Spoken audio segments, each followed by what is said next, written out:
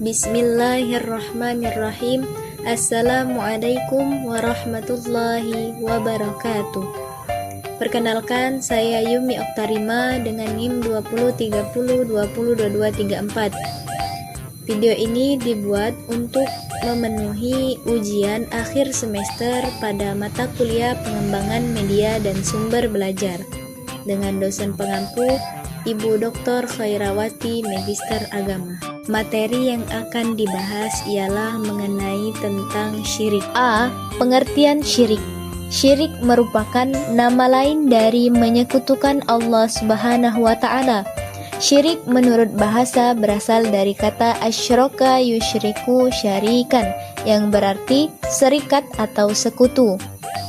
Adapun dalam ilmu tauhid, syirik adalah sesuatu perbuatan yang menyekutukan Allah Subhanahu wa Ta'ala dengan sesuatu, baik itu benda yang konkret seperti patung, kayu, batu, pepohonan, bulan, matahari, manusia, dan sebagainya, ataupun benda yang abstrak seperti kekuatan gaib pada sesuatu benda, berupa roh nenek moyang dan sebagainya. Orang yang melakukan perbuatan syirik dinamakan musyrik. Syirik sangat bertentangan dengan iman dan Islam.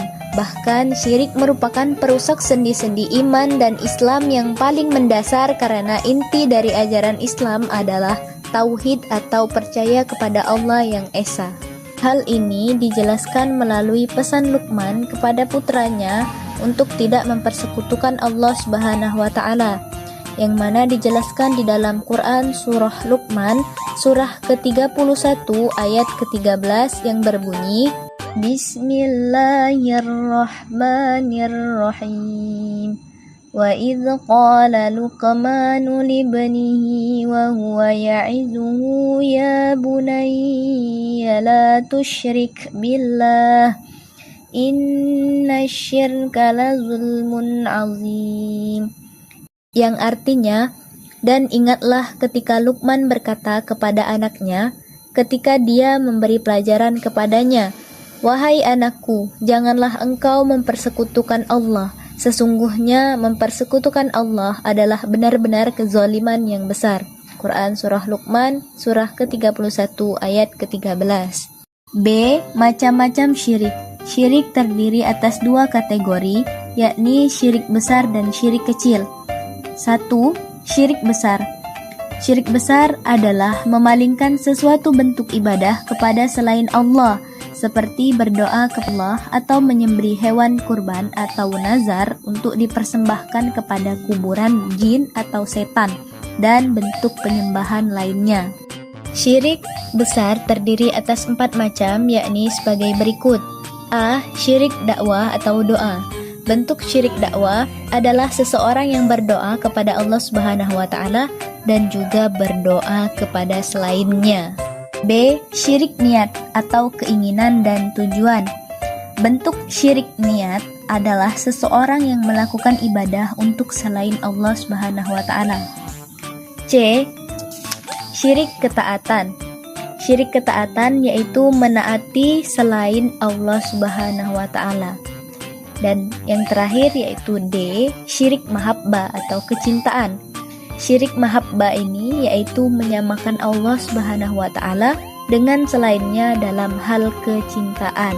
Kedua, syirik kecil. Syirik kecil disebut juga syirik khafi, tersembunyi, yakni suatu perkataan yang secara tersirat mengakui adanya yang kuasa selain Allah, atau suatu perbuatan yang ditunjukkan untuk selain Allah, atau juga kekaguman dan ketaatan kepada makhluk Allah Subhanahu wa Ta'ala secara berlebihan, namun tidak sampai pada tingkat penyembahan.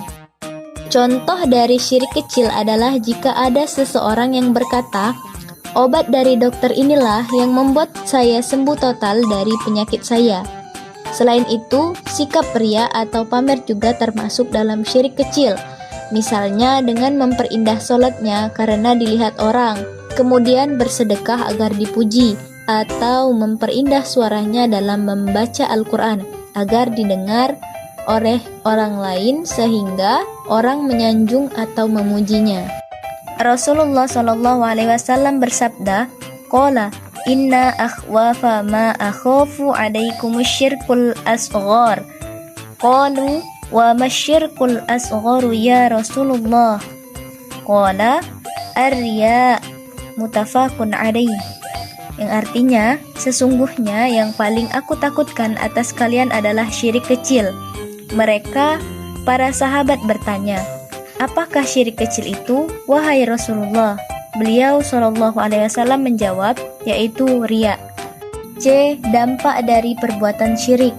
Pertama, Allah tidak akan mengampuni orang yang melakukan dosa syirik. Kedua, Allah menegaskan dalam firman-Nya bahwa orang yang melakukan dosa syirik tidak akan masuk surga. Ketiga, orang yang musyrik berarti merendahkan martabatnya sendiri karena menyembah kepada selain Allah, sedangkan yang maha kuasa hanyalah Allah. Keempat, perbuatan syirik dapat merusak akhlak seseorang.